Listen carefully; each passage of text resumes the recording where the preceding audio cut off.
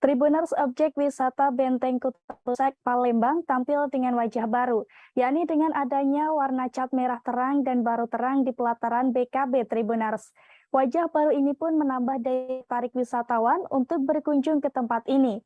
Diketahui pelataran BKB sebelumnya, pelataran BKB itu berwarna abu-abu akan tetapi telah mudar.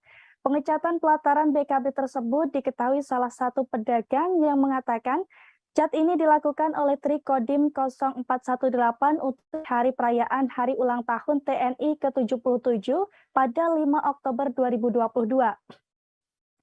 Wakil Wali Kota Palembang Fitriani Agustinda menyebutkan menyambut baik dan memberikan apresiasi atas inisiatif yang dilakukan oleh prajurit Kodim 0418 Palembang.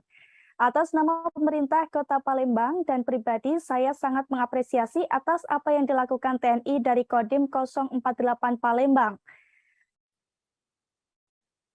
Diketahui sebelumnya, TNI sering membantu Pemkot Palembang. Selain mengecat pelataran BKB saat menuju HUT TNI kemarin, Kodim 0418 Palembang juga selalu ikut serta dalam hal pembangunan Kota Palembang. Seperti diantaranya gotong royong program unggulan Tribuners. Wisatawan mengatakan pengecatan ini dengan warna terang benderang membuat menarik para wisatawan.